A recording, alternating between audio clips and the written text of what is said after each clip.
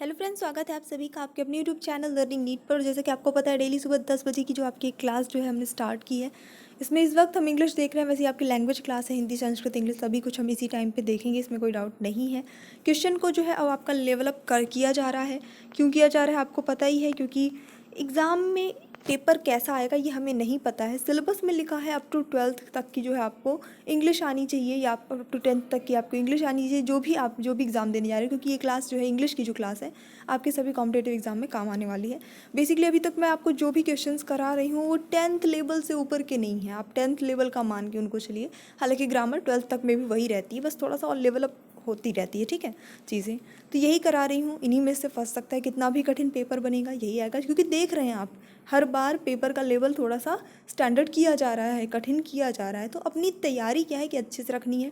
एक वैकेंसी आती है, उसके बाद फिर कितने साल बाद आएगी या कब आएगी, उसमें क्या होगा हमें पता नहीं होता है। तो एक में अपना बेस्ट देना है, ठीक है। तो उस हिसाब से अपनी तैयारी करते रहिए। चलिए स्टार्ट करेंगे। चैनल पे जो लोग न्यू हैं प्लीज़ शेयर, सब्सक्राइब और लाइक वगैरह कर दीजिएगा। स्टार्ट करेंगे। He said I can do it. यहाँ पे माई बैड नरेशन का क्वेश्चन है, ठीक है। He said yes I can do it. Indirect speech में लिखना है, तो कैसे लिखेंगे? He replied that he could do it. He replied that he could do that. He replied in the affirmative and said that he could do it. He replied in the affirmative and said that he could do that. है ना, मतलब कि आपने narration के बहुत सारे question solve किए, ये थोड़ा अलग है उनसे। और अगर लेवल की बात करें तो मैं बता दूं, है ये 10th लेवल से ऊपर का नहीं है, यही सब 9th-10th लेवल का है।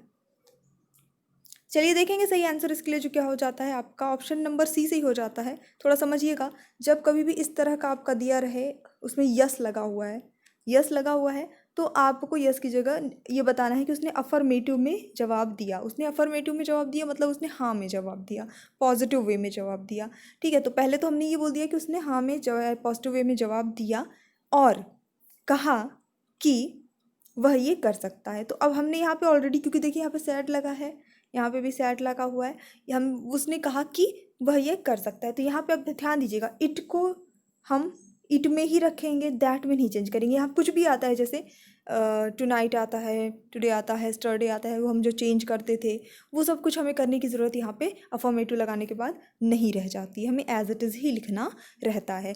थोड़ा सा अगर अलग था आज का question, level up day by day होगा, लाइक वगैरह कर दीजिएगा। अगला प्रश्न देख लेंगे। By whom can he be defeated, ये एक्टिव वॉइस में चेंज करना है, यानी कि ऑलरेडी पैसिव में लिखा है, एक्टिव में करिएगा। Who can defeat him, who defeat him, both are correct, यानी दोनों सही है, या नन ऑफ दीज मतलब इनमें से कोई नहीं।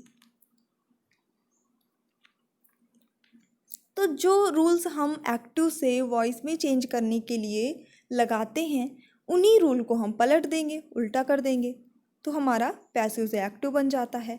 एग्जाम्पल के लिए डिफीटेड लिखा हुआ है यहाँ पे, आप देख रहे हैं, ठीक है, क्योंकि वो थर्ड फॉर्म लगानी है तो बी लगेगा।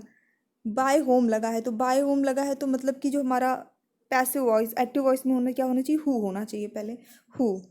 उसके बाद कैन ही, कैन लगा हुआ है इसमें, ठीक है।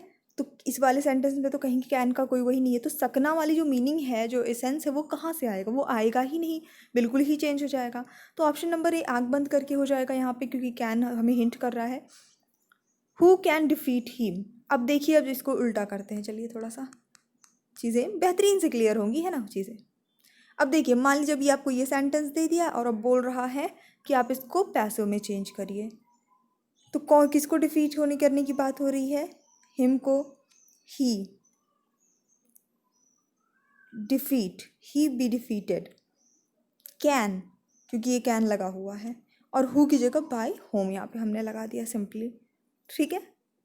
हमेशा ध्यान दीजिएगा, जब कभी भी आपका हु लगता है तो बाय होम लग जाता है, याद रखना है। यानी कि हु का मतलब होता है कौन, और बाय होम का मतलब होता है किसके द्वारा। What should be done for you, identify the underlined word. Should के नीचे एक लाइन खींची है, बताना है कि शुड क्या है। वर्ब है, एडवर्ब है, मॉडल है, प्रीपोजिशन है। बिल्कुल, हमेशा हम पढ़ते हैं, मेरे ख्याल से डेली ही एक मॉडल का क्वेश्चन आपके आता रहता है सेट में। तो मॉडल जो हो जाता है, ये एक मॉडल होते क्या है एक्चुअली? मॉडल एलेक्सरी वर्ब्स ही होते हैं, ठीक है। ऐसा नहीं है कि मॉडल कुछ अलग चीज़ है, एलेक्सरी वर्ब्स होते हैं बेसिकली, इसके साथ हम वर्ब की फर्स्ट फॉर्म यूज़ करते हैं। The box is very heavy, I can not lift it. बक्सा बहुत भारी है, मैं इसे नहीं उठा सकता। तो कल भी मैंने आपको टू एंड इनफ का एक क्वेश्चन कराया था। लगातार अब 2-3 दिन ऐसा होगा तो ये चीज़ें अच्छे से समझ में आ जाएंगी, रट जाएंगी। फटाफट से बताइए, कंबाइन करेंगे टू का यूज़ करके। The box is too heavy to lift for me, the box is too heavy for me to lift, the box is too heavy to lift, और नन ऑफ दीज। तो correct answer यहाँ पे क्या होगा, क्योंकि जो बक्सा है वो बहुत भारी है और कौन नहीं उठा सकता, मैं नहीं उठा सकती। हो सकता है कि कोई और उठा ले इसको, सिर्फ मेरे लिए फ़िलहाल ये भारी है, मैं मेरे उठाने के हिसाब से ये भारी है, ठीक है। ये चीज़ को आपको समझना है। तो the box is too heavy, too मतलब हो जाता है बहुत ज़्यादा भारी है, ज़रूरत से ज़्यादा भारी है। किसके लिए भारी है, मेरे लिए, उठाने के लिए। यानी कि अगर मैं उठाना चाहूँ तो मैं नहीं उठा सकती।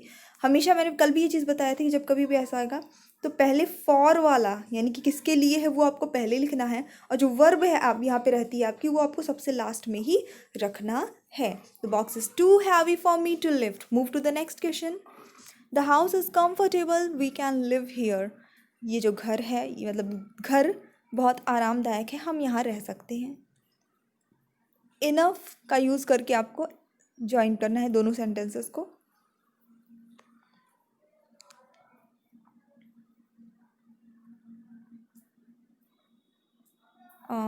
आई थिंक यहाँ पे क्लीन कर देते हैं, क्लीन, क्योंकि यहाँ पे आपको ऑप्शन में क्लीन रखा हुआ है मैंने।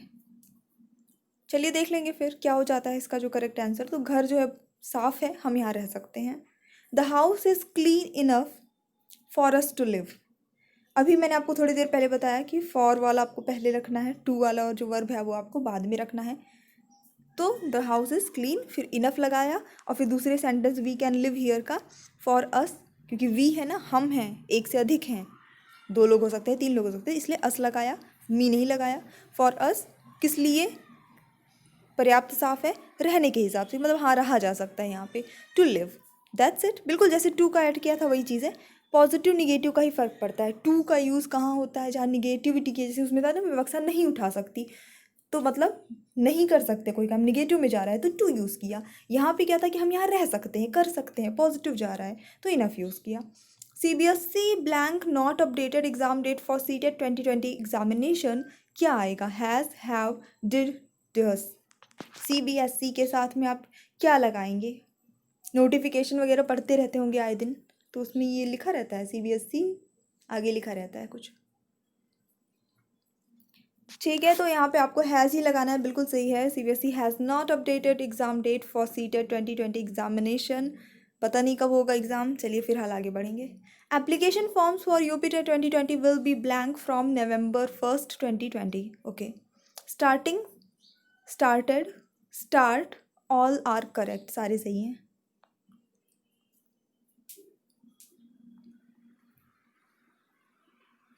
विल बी के बाद क्या लगेगा, तो विल बी के बाद आपका वर्ब की थर्ड फॉर्म यूज़ करते हैं हम, ऑप्शन नंबर बी सही हो जाएगा। Basically be, should be, can be, कुछ भी ऐसा करके बी लगाते हैं तो उसके बाद हम वर्ब की थर्ड फॉर्म उठा के रख देते हैं। ऑप्शन नंबर बी यहाँ पे सही होगा, started. Application forms for UPTET 2020 will be started from November 1st 2020। और आप में से बहुत सारे लोग मे बी अटैम्प्ट भी करेंगे, तो तैयारी करते रहिए। She has lost blank few books, C blank. अब यहाँ दोनों ब्लैंक्स में क्या आएगा, जहाँ पे ऐसा साइन बना है इसका मतलब है कि कुछ रखने की ज़रूरत नहीं है, सही है सब कुछ।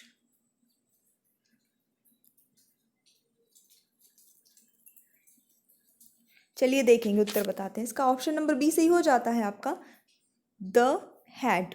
She has lost the few books. अब आप कहेंगे फ्यू के पहले द क्यों लगा दिया यहाँ पे, तो यहाँ द लगाने के बाद ये समझ में आ गया वो पर्टिकुलर कुछ किताबें जो उसके पास थी, कुछ निश्चित रूप में बताया जा रहा है कि हाँ वही किताबें, वही किताब जो उसके पास थी, ये वाली जो किताब उसके पास थी, किताबें तीन है यहाँ पे, तो 3 किताबें थी, उसको खो दी है। जो, अब देखिए मैं बार बार क्या बोल रही हूँ, जो किताबें उसके पास थी मतलब उसके पास थी, पास में है हैज़, हैव, पास में था हैड, तो यहाँ पे बिल्कुल हैड आना चाहिए। तो she has lost the books few books she had, यानी उसके पास जो किताबें थी, कुछ किताबें थी उसने खो दी हैं, गुमा दी हैं। ठीक है, अभी उसको घर पे डांट पड़ सकती है। चलिए देखेंगे next question. We use blank in lest clause. अच्छा क्वेश्चन है, बेसिक रूल्स हैं। शुड नॉट, कैन, वुड, कोई ऐसा सेंटेंस जिसमें लेस्ट आया हो उसके साथ में कॉम्बिनेशन में क्या यूज़ होता है? शुड यूज़ होता है, नॉट यूज़ होता है, कैन होता है, वुड होता है। लेस्ट, ऐसा ना हो कि, बेसिकली हिंदी में हम इसको इस सेंस में समझ सकते हैं। चलिए देखेंगे सही आंसर इसका क्या होगा। लेस्ट जहाँ लग जाता है, क्योंकि अभी मैंने आप क्या क्या बोला, ऐसा ना हो कि, नल बोल दिया है ना, यानी कि उसमें निगेटिविटी अपने आप ऐड हो जाती है। नॉट हम इसके साथ यूज़ नहीं करते हैं, शुड का यूज़ हमेशा इसको के साथ किया जाता है, शुड फॉलो करता है इसे। एंटोनिम आप बताइए कैलॉस का। कंपैशनेट, काइंड, काम, बोथ ए एंड बी। कैलॉस का जो एंटोनीम आएगा आपका, अपोजिट वर्ड आएंगे जो आपके, ऑप्शन नंबर डी हो जाते हैं कंपैशनेट और काइंड, मतलब कि दयालु जिसे हम कह सकते हैं। विच sentence is correct on the basis of punctuation. Punctuation की दृष्टि से इनमें से कौन सा सेंटेंस सही है?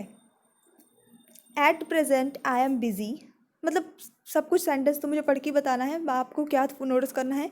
मात्राएं, पंक्चुएशन, विराम चिन्ह जो होते हैं वो सारी चीज़ें नोटिस करनी है।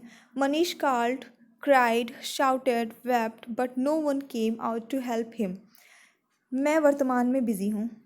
मनीष बुलाया, रोया, चिल्लाया, लेकिन कोई भी बाहर उसकी मदद के लिए नहीं आया।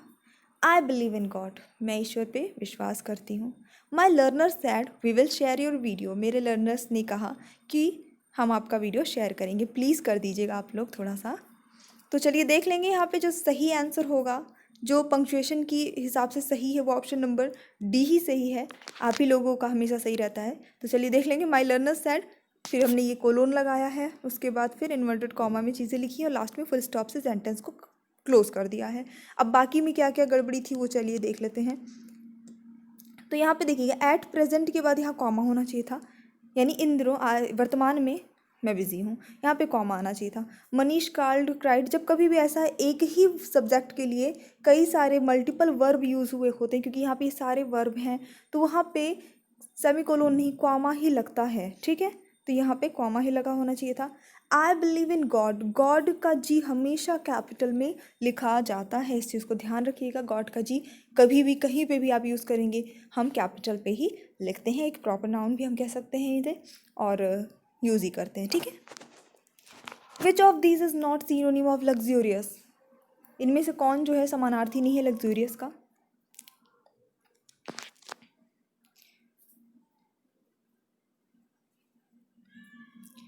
तो चलिए देखेंगे सही आंसर इसके लिए हो जाए आपका ऑप्शन नंबर बी। अगर कल की क्लास से याद हो तो कल की क्लास में ये ऑप्शन था स्टेडली एक, वहीं से ये पिक किया है, ये ऑप्शन को नहीं हटाया है, बाकी सारे ऑप्शन हटा दिए। तो लैविश, डिलक्स, कंफर्टेबल, ये सारे लग्जूरियस के ही अर्थ हो जाते हैं। और अगर आपको किसी का अर्थ नहीं पता तो कंफर्टेबल का तो पता ही है, आरामदायक। तो इन सारे वर्ड्स भी वही रिलेटेबल मीनिंग रखते हैं। मे सक्सेस किस योर फीट, इसके बाद क्या लगना चाहिए? मे सक्सेस किस योर फीट, यानी कि सफलता आपके कदम चूमे। तो ये बहुत ही बेसिक सा सेंटेंस है, लेकिन यहाँ पे कहीं ना कहीं एक विश है कि ऐसा हो, एक ब्लेसिंग है, और जहाँ पे भी ऐसा होता है मे करके और कुछ ब्लेसिंग्स करके होता है, वहाँ पे हमेशा हम एक्सक्लेमेटरी साइन लगाते हैं। तो आपका ये वाला जो ऑप्शन नंबर बी है वो सही हो जाता है। ठीक है, इसे गोल गोल बना दें, क्लियर, यही वाला सही है। Am I not writing a letter, passive voice में बदलिए। Am I not writing a letter, rule ध्यान करिए, बिल्कुल 3 रूल बताए थे, बस वही उठा के रख देने हैं यहाँ पे। सबसे पहला, यहाँ पे जो आपका क्या है, ये जो आपका है ऑब्जेक्ट वो बनेगा सब्जेक्ट, अ लेटर पहले आएगा। अ लेटर है तो अ लेटर ही रहेगा, द लेटर नहीं होगा। ठीक है, द लेटर नहीं होगा, हटाइए इसको। अभी बचा आपका 2, इस लगाना है, क्यों? क्योंकि आपका ये इंट्रोगेटिव सेंटेंस है। इंट्रोगेटिव है ना, am I not writing letter, क्या मैं लेटर नहीं लिख रही हूँ? इंट्रोगेटिव है, इसलिए इंट्रोगेटिव का जो फील है वो ना जाए, इसके लिए हमने इस पहले लगा दिया है। इज़ ही क्यों लगाया है जबकि यहाँ तो एम लगा है? तो एम आई के लिए लगा है, लेकिन हमने जब यहाँ पे सब्जेक्ट में अ लेटर रख दिया है तो एक पत्र, इसके लिए क्या लगाएंगे, इज़ ही लगाएंगे, तो इज़ हो गया। उसके बाद क्योंकि निगेटिव में भी जा रहा है, इंट्रोगेटिव तो है उसमें, निगेटिव भी पूछा है तो नॉट लगा देना है। अब आपको पता है कि जो आपका कॉन्टिन्यूअस टेंस होता है जब उसको हम पैसिव में बदलते हैं तो बीइंग लग जाता है, बीइंग लगेगा। और वर्ब की तो थर्ड फॉर्म ही लगती है हमेशा, ये रटी रटाई चीज़ है। तो ये वाला हो गया आपका सही आंसर। बाय लगा के जो भी हमारा यहाँ पे सब्जेक्ट था उसे रख देते हैं हम ऑब्जेक्ट की जगह पे। थ्योरी पढ़ाई हुई है, रूल समझाए हुए हैं बहुत ही आसान तरीके से। जो लोग चैनल पे नहीं हुए उन्हें नहीं पता होगा, 1900 वीडियोस अवेलेबल हैं चैनल पे, आप एक बार चेक करिए प्लीज़। प्लेलिस्ट बनी है सबकी, लिंक डिस्क्रिप्शन बॉक्स में है। 10 indirect speech changes into blank in indirect speech. अगर कोई सेंटेंस है डायरेक्ट स्पीच में उसमें 10 लिखा है तो वो आपका इनडायरेक्ट स्पीच में किस में बदलेगा? Therefore, so, then, may.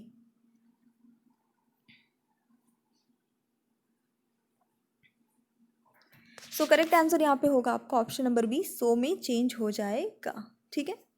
So I just hope कि आपको आज का सेशन पसंद आया होगा। पसंद आया तो लाइक करिए, शेयर करिए। अगर आप इस चैनल पे न्यू हैं तो चैनल को सब्सक्राइब करके बेल आइकन ज़रूर प्रेस करिएगा। ऑल्सो हमारा दूसरा चैनल एग्जाम डोज एक बार चेक ज़रूर कर लीजिएगा। हालांकि अभी वहाँ पे एक ही क्लास चल रही है, टारगेट उसका जो है वो अभी सीटेट और एमपीटेट है। जैसा भी होगा आगे आपको और क्लासेस प्रोवाइड कराई जाएंगी। So thanks for watching, keep studying and bye bye.